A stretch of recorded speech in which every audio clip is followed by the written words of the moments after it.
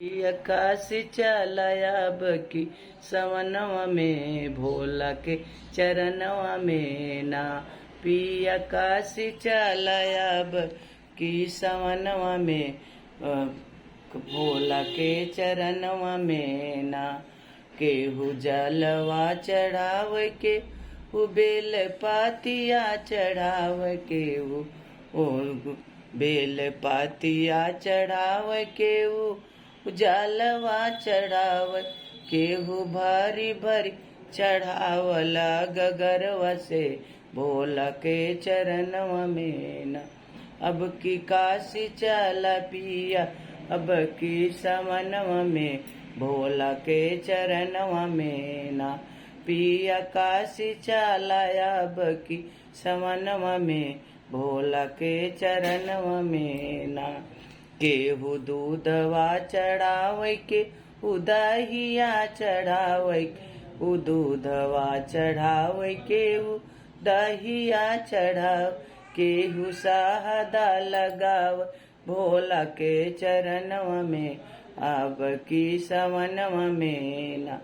केहू साहदा लगाव ओन के चरणवा में अब की सवनवा में।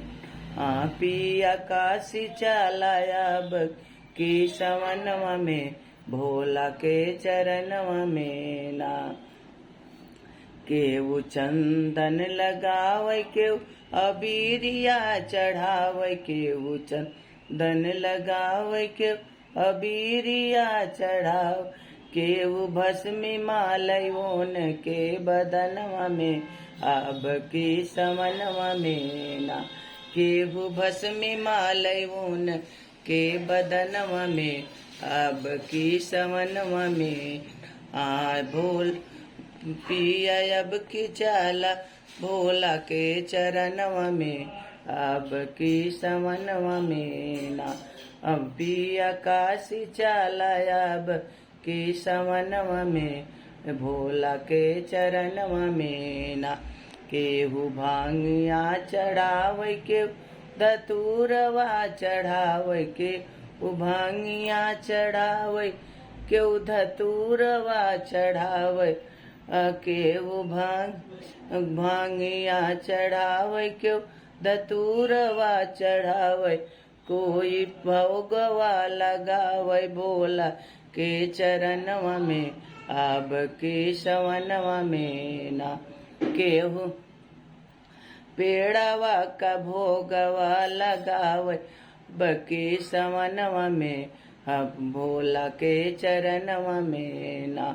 पिया काशी चलायाब के सवनवा में भोला के चरणवा में ना।